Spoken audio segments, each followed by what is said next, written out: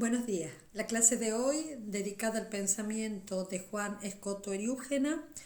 va a constar de dos partes. Una primera parte, una reseña biográfica breve, dedicada fundamentalmente a poner de manifiesto ciertas influencias del pensamiento de Escoto Eriúgena. Y una segunda parte, que va a ser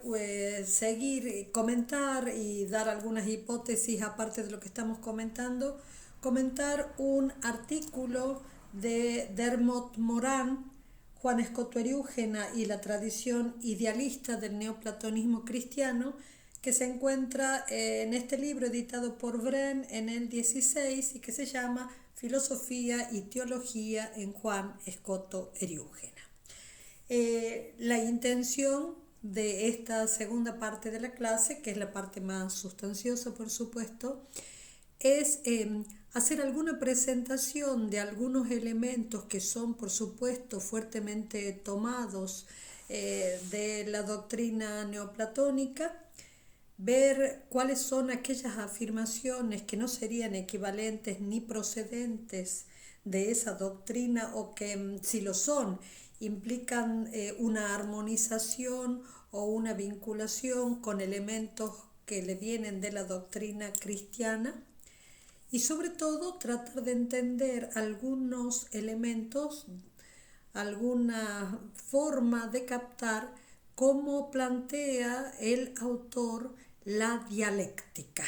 ya no como proceso simplemente metódico, no solo como proceso cognoscitivo, no solo como un modo de interpretar la racionalidad, ni como circunscripto a lo que en ese momento bajo el nombre de dialéctica se enseña en las artes liberales, sino la dialéctica como una interpretación general, abarcativa de todo lo que es el desenvolvimiento del absoluto y del mundo, que es muy particular en este autor. Vamos a tratar de desarrollar eso tratando de aproximarnos a algún elemento de la experiencia que nos permita tener alguna perspectiva para poder comprender algunas de las cosas que dice el autor. Bien, en primer lugar, si tenemos que pensar en lo que decíamos en la clase anterior sobre el renacimiento carolingio, la acción de constitución del poder de Carlomagno y Alcuino de York como maestro que Carlomagno trae para educar a esta nueva élite de ese nuevo mundo que está surgiendo, tenemos que decir que después de este proyecto, que es según Kurt Flasch fuertemente un proyecto de teología política, donde el De Trinitate de Agustín se encuentra entendido fundamentalmente para proveer de algunas nociones, tales como las nociones de la sustancia y los accidentes, como comprensión del misterio de la Trinidad, misterio central en la dogmática cristiana, pero además misterio que va a proveer de categorías que dan estabilidad a este mundo que recién está buscando su estabilidad. Este proyecto de una teología política que está presente acá, después continúa por otras derivas, no porque se aparten de la constitución de este mundo nuevo, sino porque temáticamente trabajan con otros elementos. Después de Carlomagno, el reinado de Ludovico Pío, y ahí el gran maestro de este momento es Rábano Mauro, que va a ser entendido o nombrado como el preceptor de la Germania. Y luego está Carlos el Calvo, quien conoce a Escoto Eriúgena y lo invita a su corte itinerante. Escoto Eriúgena, irlandés, que nace más o menos entre el 800 y el 810, llega a Francia entre el 845 y el 847. Por supuesto que la invitación es para realizar una tarea educativa y una tarea educativa en la Escuela Palatina. Primero, en algún momento de los estudios se creía que gran parte del conocimiento, sobre todo de idiomas y de lo que conoce como texto, lo ha hecho Scott Veriúgena en su lugar de origen. Después se considera que no, que en realidad se piensa que ese conocimiento lo adquirió en el mismo terreno que hoy conocemos por Francia. ¿En qué está formado Scott Veriúgena para que logremos entender qué cantidad de cosas logra hacer? Scott Veriúgena está formado en el griego, en la gramática, en la prosa latina, en la astronomía. Fíjense que a estos saberes específicos, le añade la especulación filosófica y teológica en un muy alto vuelo. Conoce mucho de la patrística griega, fundamentalmente del pseudo Dionisio, de Gregorio de Nisa, de Gregorio de Nacianzo, de Máximo el Confesor, de Juan Crisóstomo, y conoce también muchos autores latinos, no solamente de cuño teológico, sino también de cuño literario. Quiere decir que por supuesto conoce a Agustín, pero además conoce a Cicerón, a Macrobio, a Marciano Capella, a Horacio, a Virgilio, a Plinio. Bueno, todo esto se dan cuenta que es todo un conocimiento sobre el mundo griego, cristiano pero griego, todo el mundo de la patrística griega y además de la cultura latina, y este conocimiento se va a poner muy de manifiesto en las obras que realiza, porque por un lado él va a realizar traducciones y por otro lado obras originales. Entre las traducciones, la más importante por todo lo que ha significado para la cultura latina como presencia de un modo negativo de acceso al absoluto, es la traducción de Sobre los nombres divinos del pseudo Dionisio, que en este mundo en que hemos dicho que no solamente está presente el mundo nuevo que está surgiendo con el Imperio Carolingio, sino que se está espejando el mundo de Bizancio. En este mundo, esta copia de los nombres divinos del pseudo Dionisio le ha sido regalado al poder real, le ha sido regalado por el emperador de Bizancio. Traduce sobre los nombres divinos, decíamos, traduce de Máximo el Confesor obras muy importantes como es las Ambigua y las Cuestiones a Talasio, traduce Gregorio de Nisa y realiza una obra que es sin duda la obra más importante de Scott Veriúgena, que es el Periphyseion de la división de la naturaleza, que es la obra no solo la más importante, sino la obra que nos puede maravillar, no solo por el conocimiento de autores y fuentes y el gran desarrollo de su conocimiento de idiomas puesto de manifiesto, sino también que nos puede maravillar porque a esa unión original entre la comprensión de las Sagradas Escrituras y por otro lado la comprensión de toda la tradición de la patrística griega, lo que sabe de patrística latina en Agustín y lo que sabe sobre la cultura greco-latina en general, es también una de las obras más originales, la más importante de él y la más original. También escribe un comentario a la jerarquía celeste de Dionisio, también escribe un comentario al Evangelio de Juan y una homilía sobre el prólogo de Juan. No se sabe si muere en Francia, más o menos en el 877, o sea que estamos pensando que ha vivido casi todo el siglo IX. No se sabe si muere en Francia o si vuelve,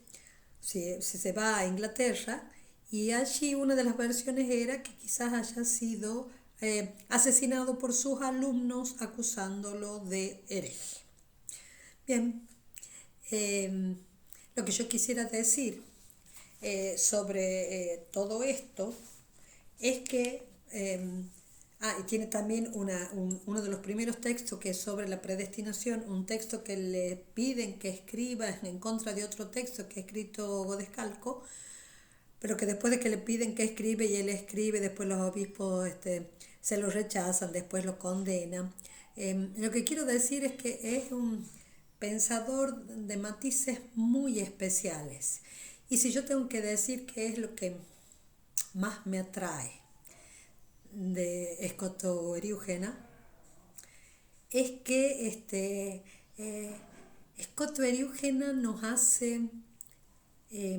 pensar sobre el lenguaje y le da al lenguaje una dimensión increíble. Yo creo que hay cosas que nunca he logrado entender de la experiencia poética, si no es por medio de este autor que no escribe sobre poesía, pero que tiene un montón de reflexiones sobre la relación del absoluto como nada y el llegar a ser, que para mí solamente es entendible cuando lo aproximo a lo poético y lo aproximo a la metáfora, que la aproximación a la metáfora esa no es mía, sino que es la que él realiza. Pero digo que incluso si lleváramos esas apreciaciones, no solamente para la intención de entenderlo a él, sino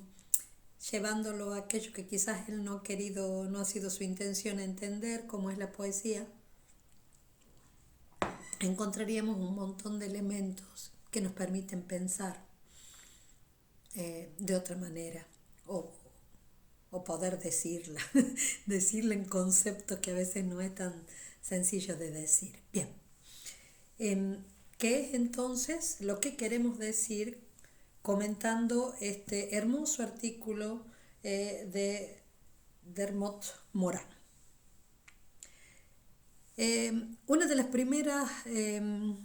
aproximaciones que hace este autor es indicarnos que sin lugar a dudas, porque es obvio, no hay forma de no decirlo, es un autor influido fuertemente por el pseudo Dionisio e indirectamente por Proclo. Y que si nosotros miramos el texto del Perifiseo, nos vamos a encontrar con una metafísica y una cosmología cuya raíz, cuya base, cuyo centro es el uno, con la salida y con el retorno hacia el uno, con el exitus y con el reditus, ¿no es verdad? Pero que esto, lo que quiero decir es que llegar al Perifiseo es encontrarse con un gran mundo metafísico que brota, por supuesto, sin lugar a dudas, de una metafísica neoplatónica. Y los términos en los que este autor va a hablar, va a referirse a esto, van a ser fuertemente inmateriales, intelectuales, ¿sí? Como un vínculo dialéctico de lo divino. Y que en esta forma y en esta experiencia y en este esfuerzo de la inteligencia de tratar de expresar la relación con el absoluto, Escoto Eriugena va a trabajar tanto con la modalidad afirmativa como con la modalidad negativa, como con la modalidad de lo superesencial o de aquello que se encuentra por encima de la afirmación y de la negación. Lo que quiero decir es que no es solo el contenido del pensamiento de Escoto Eriugena lo que nos permite preguntarnos qué está diciendo, sino que la misma construcción de las formas y modalidades del lenguaje, al intentar decir algo sobre el absoluto, también nos dan ciertas pistas de cómo es posible hablar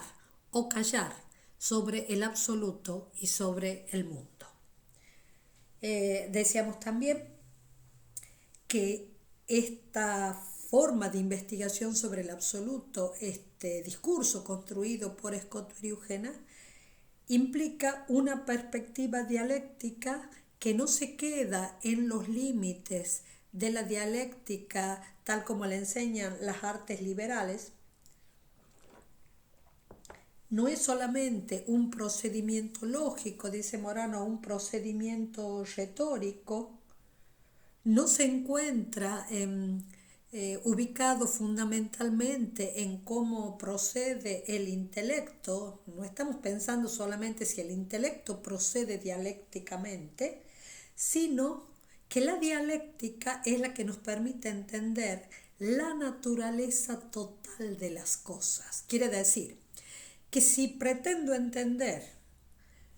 cómo se originan los seres, cómo se desarrollan los seres, cómo retornan los seres hacia su principio, tengo que entender que la dinámica de la dialéctica es la que está atravesando todo. Por lo tanto, no puedo reducir la dialéctica a un método intelectivo, sino que tengo que entender que la trama metafísica de Scott y Eugena,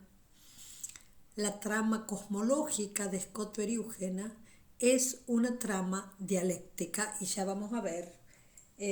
por qué estamos diciendo eso. Quiere decir que es porque está en la naturaleza de las cosas, porque está en los procedimientos de origen y de origen de las cosas desde su principio y de retorno de las cosas hacia su principio. Por eso después podríamos decir que los sabios la usan y los sabios producen procesos para investigar la realidad. Bien. Teniendo en cuenta este alcance de la dialéctica en Scott y Eugena, tenemos que decir que cuando estamos pensando en cómo decir algo de Dios, tendríamos que decir que según este autor, estamos como obligados a decirlo en un sentido como ser y en otro sentido como no ser. Es decir, no basta de ninguna manera, a diferencia de otros autores, no basta de ninguna manera una afirmación que diga que el absoluto es el ser o el ser supremo. No, eso no lo podemos decir así y quedarnos ahí si estamos pensando lo que dice este autor. Si tratamos de pensar al absoluto, así como si tratamos de pensar a las cosas, a los entes, tenemos que decir que todo lo que es ente también puede ser dicho como nada, y tenemos que decir que tanto podemos decir ente como tanto podemos decir ser como decir nada respecto del absoluto, y lo más importante, tenemos que decir que en la totalidad de lo que nosotros denominamos ser o denominamos nada, se encuentran tanto el absoluto como el mundo, es decir, todo. Por lo tanto, la absoluta trascendencia del principio no se encuentra puesto en el sistema de este autor sin la relación de ese principio según la cual puedo captar de alguna manera la originación y el retorno de los seres. Eso es lo que tenemos que tener en cuenta, es decir, estamos por trabajar con un autor que piensa que la dialéctica es la trama dinámica del todo y al todo pertenecen tanto el absoluto como cada ente que existe, tenemos que decir también que tenemos esa oposición que nosotros tenemos entre ser y nada, la tenemos que pensar como algo convergente en el todo, en cada ente, en el absoluto, ¿sí? Y por eso tendríamos que decir que hay entonces en la construcción de sistema de este autor una dialéctica de ser y de no ser, de divinidad y de temporalidad. Pero que cuando pensamos todo esto tenemos que pensar fundamentalmente que hay un principio trascendente a todo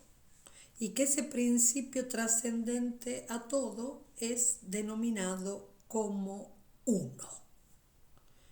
Y cuando pensamos en esta especie de gran presentación de la unidad, no podríamos pensar de ninguna manera que la materia es un cierto principio coeterno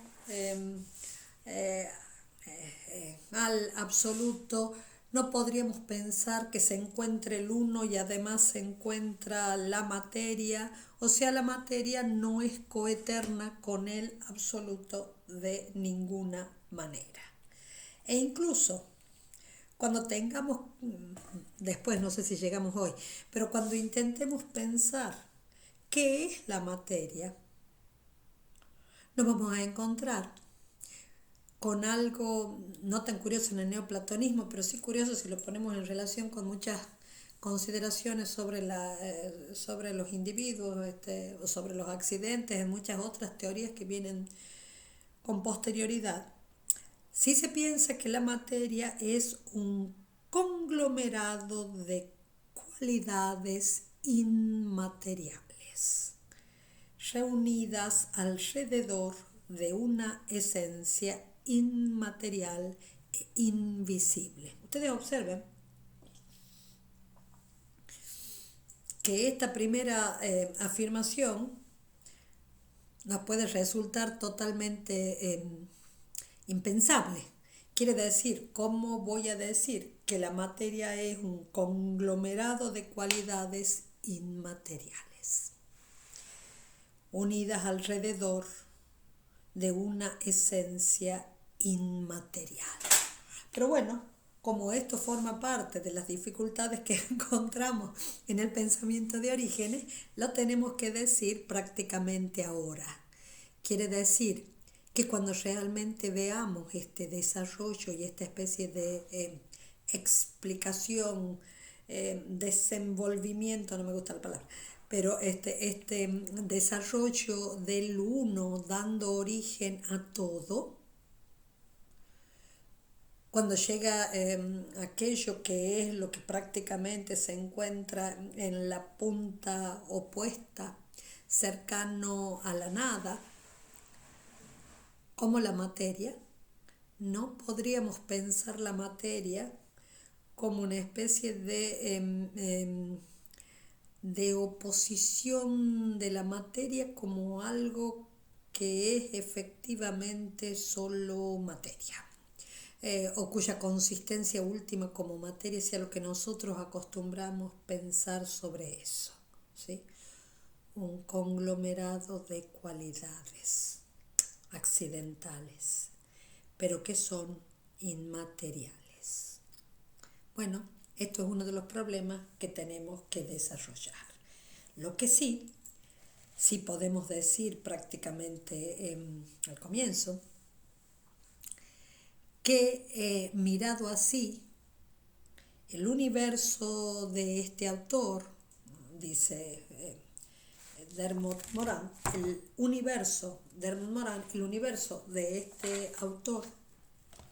es inmaterial y espiritual en todos los niveles. Por lo tanto, dice, solamente las ilusiones de un pensamiento carnal nos permiten suponerlo corpóreo y material. Bien, solo algunas afirmaciones en este momento para que no nos volvamos locos con las cosas que dice Scott Eriúgena, que a veces sí dan ganas de quedarse loco. No, es un pensador impresionante. Ustedes observen que cuando nosotros miramos las imágenes en la computadora y pensamos que hay una secuencia de números que tienen que ver con la producción de las imágenes y de los textos y todo lo que nosotros estamos viendo. Sé que lo estoy diciendo bien, para que estoy diciendo un barbarazo tecnológico. Pero si nosotros miramos que hay un montón de cosas en donde nosotros vemos de una manera, pero en realidad están siendo producidas muy de otra manera, y nosotros, qué sé yo, tampoco sé si es adecuado lo que estoy diciendo, pero si nosotros pensamos en Matrix como película y nuestra mirada quedara atrapada en ese mundo de seres distintos, con colores distintos, como con culturas que parecemos poder tocar en sus diversos sentidos. Y después el desarrollo de la película nos dice que eso no es así, que en realidad así es porque no sabemos mirar, no sabemos descubrir qué es lo que hay ahí. Bueno, no es equivalente a lo que dice Scott Eriúgena, por supuesto, pero en alguna medida sí. Quiere decir que lo corpóreo y lo material es de muchos modos una ilusión de nuestro pensamiento. Quiere decir que es una ilusión en la que seguimos a la fantasía y nuestro pensamiento se olvida o no hace lo que tiene que hacer, que es ver esto, sin quedar atrapado en la ilusión de la fantasía. Bueno, yo creo que eso hace que uno piense de muchas maneras qué será que está diciendo. Por eso, quiere decir, y esa es la propuesta del autor de este artículo, que hay que evaluar a este autor, dice, no solo como un sistema original que anticipa a otros sistemas y que anticipa los idealismos. No solo en eso, no solo tenemos que verlo en relación a Plotino y a Proclo y después en relación a Berkeley, a Kant, a Hegel, y van a ver que van a tener ganas de verlo en relación a Hegel de muchas maneras, que por supuesto los que hacemos medieval vamos a tener que verlo en relación a Meister Eckhart de muchas maneras, en relación a Plotino para atrás y en relación a Meister Eckhart para adelante de muchas maneras. Sino que lo que ha hecho él también es construir todo esto sobre la base del neoplatonismo, pero tiene a sus espaldas o en su adhesión de fe religiosa el cristianismo de base, y por lo tanto tiene ahí también otro elemento en donde todo lo concreto y material depende de un principio que es uno y trino, infinito y dinámico, espiritual y trascendente a todo ser finito. Entonces la propuesta, la tesis del autor, en realidad lo que el autor trata de desarrollar es que esta versión del neoplatonismo que tiene Scott Eriúgena es una versión muy original del neoplatonismo y que no podemos verla solamente como una continuidad del pensamiento de Proclo a través del pseudo Dionisio, sino que tenemos que ser capaces de perseguirlo en todos los matices y las inflexiones que eso toma en relación al contenido del pensamiento cristiano. Y esto no lo hace simplemente como quien saca un catecismo y diga a ver cómo lo pienso, sino tratando de investigar qué variaciones se producen. Por supuesto que tenemos derecho a estar de acuerdo con lo que este autor dice o no estar de acuerdo con esta propuesta de investigación. Bien, ¿qué tenemos que decir en primer lugar sobre esto? Que es innegable en el pensamiento de Scott y Eugena que hay un principio trascendente y que ese principio trascendente es comprendido como uno, como unidad. Eso es lo primero. Lo segundo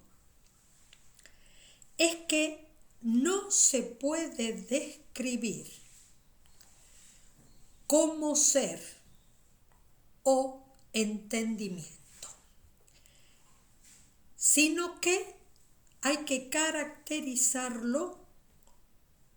como lo que se encuentra más allá del ser, lo que se encuentra sobre todas las cosas,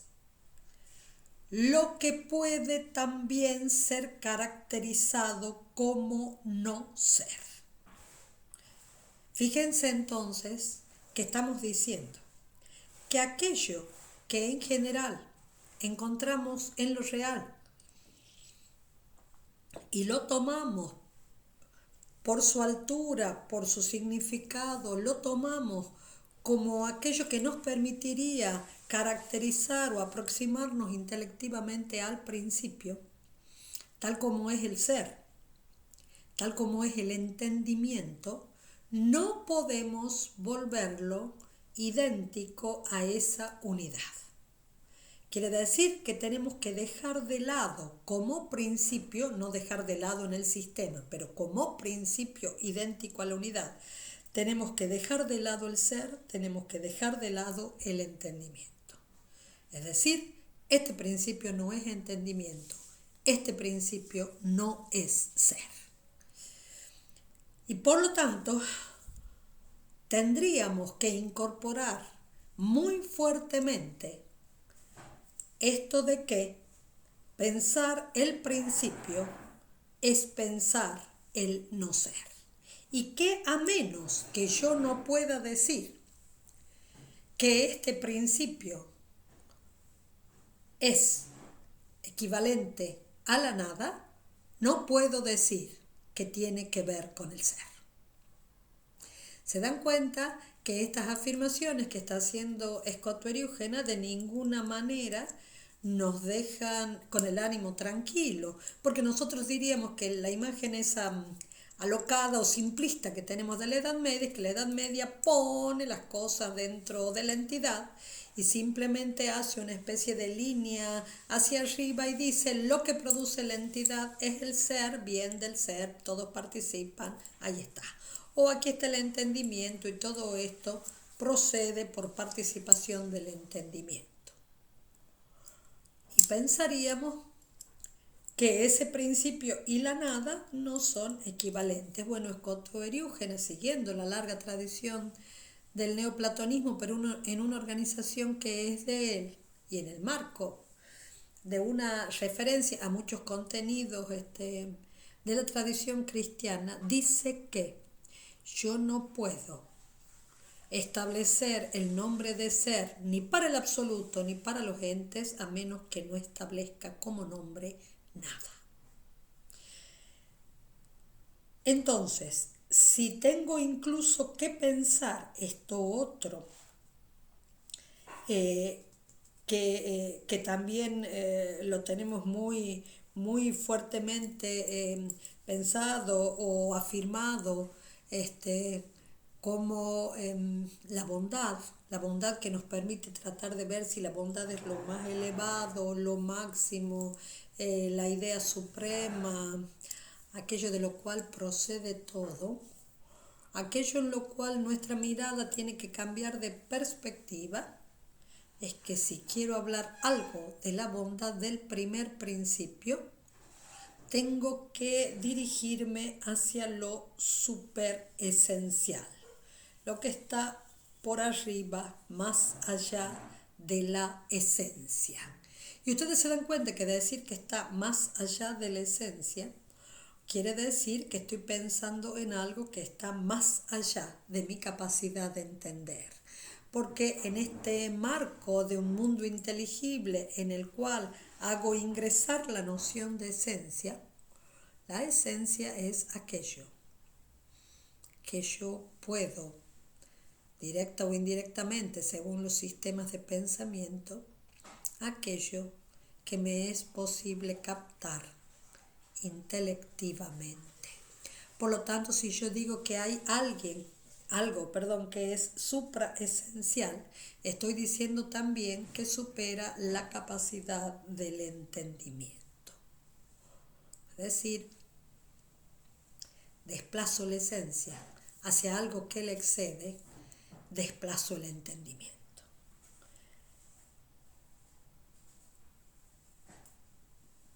Por lo tanto, cuando trato de pensar así en esto de la bondad que es difusiva, lo que dice Scotto Eriúgena es que el uno es a tal punto íntegro y trascendente que nada puede ser comprendido como opuesto a él. Y es a tal punto autosuficiente que solo se relaciona consigo mismo y con nada fuera de él. Por lo tanto, es pura totalidad, pura completitud. E incluso, si lo pienso, vinculando el sentido cristiano o el sentido del principio bajo el rango cristiano, de muchísimas maneras tengo que decir que este uno se encuentra como siendo, como estando por detrás, y que por tanto la naturaleza divina, por llamarlo así, la naturaleza divina, dice el autor siguiendo las afirmaciones de Scotto Eriúgena, es más que la unidad y que la trinidad de personas. ¿Sí? Eso lo dice el autor. No puede sino sobrepasar la esencia, porque toda esencia es de suyo circunscripta. Toda esencia implica una circunscripción, un límite, una determinación. Por lo tanto, no puedo pensar así lo absoluto, no puedo pensar así el todo. Entonces, si bien de ninguna manera este autor va a dejar de lado la unidad y la Trinidad en sentido cristiano, y sí lo va a tomar, sin embargo, es como si siempre nos dijera que no puedo comprender ni siquiera eso que estoy diciendo, a menos que no diga que esto está más allá de eso. De alguna manera tenemos que vincularlo de muchísimas maneras a esas afirmaciones que va a hacer Meister Eckhart muchos siglos después, cuando establezca la distinción entre Dios y la deidad. ¿Sí? Lo que quiero decir es que una de las cosas más espectaculares de Scotto Eriúgena es obligarnos a poner tan en cuestión nuestro lenguaje, que nuestro lenguaje tiene que dejar de temer la nada, que nuestro lenguaje tiene que dejar de experimentar que la afirmación como producto de la indagación racional sobre las cosas, que el hecho de que el lenguaje pueda producir afirmaciones sobre las cosas, es su tarea más elevada o su cometido como lenguaje. Lo que Scotto Eriúgena nos dice es que la afirmación sí es algo que hacemos, pero cuando consideramos un todo y en ese todo encontramos al absoluto, pensado tanto como ser como pensado como nada, nos tenemos que preguntar qué funciones o qué posibilidades tiene el lenguaje Porque si para captar lo absolutamente trascendente tiene que hacer acrobacias consigo mismo con el lenguaje, entonces, ¿cuál es el sentido del lenguaje y la posibilidad del lenguaje para decir las cosas? Y por eso lo adelanto porque es algo que iba a decir mucho después. Por eso dice Coteriúgena que cuando nosotros decimos, siguiendo la tradición neoplatónica, que esto es supraesencial, que está más allá de la sustancia, más allá de la esencia, hiperusía, esto del supraesencial, más allá de la sustancia, hace que nosotros escuchemos y la expresión de nuestro lenguaje sea una expresión afirmativa, pero que en realidad tiene de afirmativo solamente la formulación exterior, porque si nosotros tenemos que entender su trama es la negación, está diciendo ahí que no es una esencia. Y fíjense que esto, por eso lo traigo a colación, esto de alguna manera trabaja del mismo modo que con lo que decíamos sobre el mundo material. Yo miro el mundo material y toda mi capacidad simbólica y mi capacidad sensorial afirma la materialidad. Pero mi capacidad intelectiva en realidad debiera poder decir que eso, siendo tal, no es, que no la puedo comprender a menos que yo no pueda remitirme a la esencia inmaterial de lo material. Entonces, por eso decía que la gran dificultad que tenemos es la reflexión sobre el lenguaje. La gran dificultad es esa, porque nuestro lenguaje es como si, utilizando algunas metáforas o ejemplos que han sido dados en la historia de la filosofía, nuestro lenguaje es a veces como la red de un cazador. Y aquí tenemos que pensar que cada vez que nosotros estiramos hacia las cosas algo como la red de un cazador, en realidad tenemos que decir que si entendemos que vuelve llena, estamos mirando mal, porque lo que tenemos que entender es que la hemos tirado para poder decir que cuando la tiramos vuelve vacía. Es